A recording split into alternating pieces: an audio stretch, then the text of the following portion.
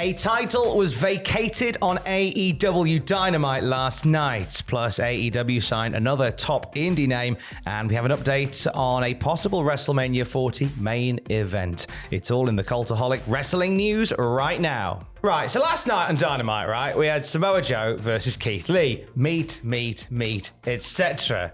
The ending and what happened consequently has left us going, what? Why? How? Where? Adam. I didn't win. After Samoa Joe defeated Keith Lee, choked him out, he has relinquished the Ring of Honor TV title in an absolutely bat-poo booking decision. He said that he's after MJF, he wants the big one. It's a historic reign. He has held that for 575 days. It hasn't been defended as much as many of us would have liked. And now that title has been vacated. I don't understand. I challenge, right? We get a lot of content makers get a kick in about like, oh, you're biased to them. This is garbage. I'm sorry. Yeah, it's crap. This is garbage. Like Joe just beating Keith and going, I don't want it anymore. Nothing gained that day from anything. Like, why not just, here's a wild idea, right? Why not give it to Keith Lee? I always struggle with the Keith thing because, like, he's been through so many health issues and he's had to take time off TV here and there. So maybe Keith wasn't the guy to give it to, but to have him choke out Keith and then just go, no, it's not for me anymore. I want the bigger one. I want the better one. It makes no sense. Nobody's been put over here, have they? It hasn't helped anyone. It hasn't helped Joe. It certainly hasn't helped Keith, who, yeah, if he's good enough to crack on with it, he should have just been given the title. There's no harm in losing to Keith Lee. Look at the size of He's a beast of a man. How dare you forget about Keith? Upon losing the match, Keith Lee put out on Twitter, "Happy birthday to me." It was his birthday. Yeah, ... He was... it wasn't like, happy birthday to me. It was, happy birthday to me. He doesn't think it makes sense either. A weird creative decision that I think it diminishes the Ring of Honor TV title. I think massively so by going, I want a better one, bye. And it diminishes all the matches that have come before it. And whilst, of course, it establishes Samoa Joe as the next title contender, if Joe doesn't win the AEW World title, then what was the point in all of that? Yeah, and you know what? If they do keep the belt around, and I think it might just be gone at this point, but if they do keep the belt around, the next person to hold it, it's like, oh, hey, it's that belt that Joe didn't want. Yeah. Great. Congratulations. And it raises another issue as well whilst we're here. It's a Ring of Honor title that hasn't been defended on Ring of Honor TV since July, Death Before Dishonor. Like, we've gone back to this place again where all the Ring of Honor titles seem to primarily be defended on AEW telly. Admittedly, Eddie Kingston was defending the world title on telly, on Ring of Honor, on Honor Club, but it seems the majority of the time these belts get is on AEW telly again. And that was the whole reason of setting up Ring of Honor, was to stop that from happening. You know what, Tom? I really wish Tony Khan hadn't bought Ring of Honor. I'm beginning to think that as well. I really wish that was the case. It's nice, right? Ring of Honor is more known to more people than ever because it has been featured on TV and it has introduced that promotion or brand now to fans who perhaps weren't familiar with it and didn't watch during the glory days. But I don't think it's any good. It's like a zombie Ring of Honor now in comparison to what it was. The whole thing's weird. I get it, right, because he's got the tape library now, and there's lots and lots of people on that you know he'll make a huge amount of money back in a few years' time if he wanted to ever sell that. So the value is certainly there. I don't blame him for buying it. I think it's really messed up AEW TV. I think it's just got in the way again and again. So if I'm watching AEW, I want to watch AEW, right? I don't mind a little bit of crossover, but it's all the time, and I don't think it's very good for fans of AEW.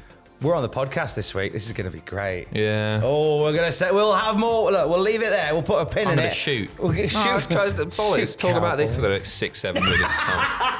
Get wound up. And you know what? It's no disrespect. It's no diss to Samoa Joe, who I think, absolutely, he should be in the hunt for the world title. Yeah, he was booked to do it as well, right? Absolutely. The right guy to do it. An MJF Joe match. Let's give us that, you cowards. Brilliant. But come on, there has to be a better way of having this belt from him. I could think of I could think of 3. Have him lose to Keith Lee. If Keith Lee's not in a position to do so, have him lose to somebody else. Maybe have MJF cost him the belt. Yep. That gets you there. Did you have to do it last night? Was there were you about to start paying interest rates on the belt so you had to pay it back immediately?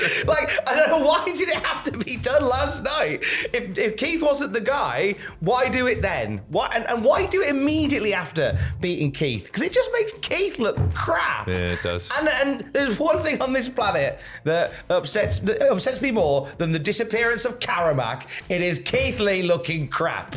Can we stop that, please? Many thanks. Mariah May is in the company now. For the third reason you can tune into the podcast, by the way. I was counting. Mariah May in AEW. She's been signed by the company, appearing last night in a backstage interview with RJ City, declaring that Toni Storm is the reason that she's here. She's very excited to meet her next week. That was a lovely segment backstage with RJ City. Mariah May just buzzing to meet the timeless Toni Storm. Now, there was a lot of talk about WWE showing some interest in Mariah May. She had some tryouts. She had a tryout with them before the pandemic hit. I think one of her first matches was against Nina Samuels, who was on the NXT UK roster at that point. It wasn't in NXT UK.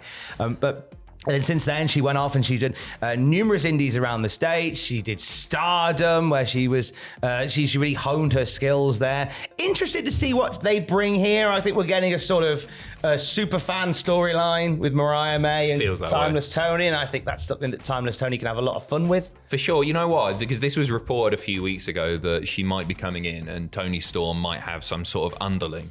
And initially I was like, oh man, Tony's so hot right now. Do you want to... shame on you. What do you mean? That you might not want to take eyes away from Toni, but Mariah May is so charismatic. She's a really, really good talker. She's really good in the ring as well. But actually, I think she's only going to... improve that act. But it's already so good. But actually, I think there's something that Toni and Mariah can both sink their teeth into there, and they're going to have heaps of fun with it. I'm really, really looking forward to seeing what they do, because Toni's just so great right now. Toni's having an incredible time with it right now, and a future women's champion there, without a doubt. Oh yeah, they won't resist putting the belt on Toni. No. I don't believe. She's front and center of a lot of advertising right now. I saw a poster get shared by the AEW Twitter account or Instagram or whatever it was, an official thing, and it was for All in London. She was literally there. MJF wasn't on the poster. I was a bit sort of like, what's going on? That's odd, sure, but... Or Jeff Jarrett and Grado. Why weren't they on the poster? Or you. Or me, for that matter. But mainly Jeff Jarrett and Grado. Or mainly Tom Campbell. Book Jeff Jarrett and Grado for All in 2024, you cowards. Starting early. We're getting started early. It's like Christmas shopping, and you start early, and you got less to do close to the time. Let's talk about one lad from AEW who's taking some more time off. One lad. He's a lad, isn't he? Old Jim Ross. You've seen the likes on Twitter. He's a lad. Good old James Ross is on another short hiatus from AEW. He says, my doctor believes if I take a few weeks off, not sure how many, we'll see, my leg's got to heal. Being off an airplane will be good for my leg to heal. So that's what I'm going to do. Now, he does have a few months left on his deal, but according to Tony Schiavone, no plans for him to go anywhere. There'll be possibly a new deal signed at the end of this, but he is just taking some time off to heal. I feel like Jim needs like an expansive bit of time off, because I feel like he takes little pockets of time off and he never really gets to where he needs to be health-wise. And then, 20 or 30 years maybe? Another 30 years off to think? That should just about do it. No, you know what? Proper legend. And Jim Ross gets a lot of flack. Because he's messed up various calls and he's not the Jim Ross that he once was. I actually think there's more value having him than not having him, because I think if you're a new fan and you tune into AEW and maybe you watch during the Attitude Era or whatever, you hear Jim Ross's voice. It's so iconic. It adds an air of legitimacy to whatever you're seeing on screen. So I can actually deal with the dodgy calls from time to time, because I think he brings a huge amount to AEW TV, and I hope you're totally right. Joking about the 20-30 years thing. I hope he takes some serious time off, refreshes, recoups, comes back, and because he can still go. He can still when he is invested in something that he's enjoying, he can go. When he's not invested, Lord, you can tell like that he's on his phone and whatever doing something else. You can really, it really screams through. He can't go on autopilot like he used to. No. He's very curmudgeonous, but we love him all the same. WrestleMania on the horizon once again. Ahead of WrestleMania tickets going on sale next Friday, WWE have released a schedule for WrestleMania week, haven't they? They certainly have. Friday, April 5th, SmackDown from the Wells Fargo Center, followed by the WWE Hall of Fame class of 2024. Nobody announced for that yet, but we'll keep you updated. Saturday afternoon, you got NXT Stand and Deliver, also from Wells Fargo Center. There had been speculation, of course, that WWE would hold the event earlier in the week, but no, it is on Saturday. Saturday, the evening of, you'll never guess, it's WrestleMania 40 Night 1. Sunday, evening of WrestleMania 40 Night 2, and then Monday, you'll never guess, it's Raw. Who saw that coming? There was a report that came out yesterday that suggested they might move Stand and Deliver to the Thursday to kind of have like more time for NXT and to have like a wider sweep of the week. But it looks as if that's not the case. It's going to be a Saturday matinee for NXT. Very nice. I think they should have done actually. Yeah, I think they should have put it on the Thursday. I think it makes a bit more sense. Sort of start the week off with the young lads, like top that. Yeah, which they do, don't they? As well. I remember, like in previous years gone by, but even this year, it is still this year. This year's was like, wow, okay, NXT. Give it some socks and see and lead the way, so to speak. WrestleMania 40 main event update for you today. One that something happening in the real world is probably going to put the kibosh on some big plans for Mania next year. SAG-AFTRA has said that it's agreed a tentative deal with Hollywood studios to end their months-long strike. They reached the agreement with the Alliance of Motion Picture and TV Producers in a unanimous vote, ending the 118-day shutdown. Afterwards, the SAG-AFTRA president, Fran, posted, "We did it!" Why did I not say her surname there? Why didn't I say Fran Drescher? For Fran Drescher. The famous woman from the telly that time. Yes. The Natney lady. And she thanked the members for hanging in and holding out for this historic deal. What implication is there with regard to wrestling? Well, John Cena and The Rock both popped by and said hi during the SAG-AFTRA and the actors' strike, and John Cena particularly having a lengthy run, but he made it very clear that when the strike came to an end, he would be called back to Hollywood, presumably with like a big horn. And it seems as if they're about to sound the horn, which kind of suggests why like he got 11 Samoan spikes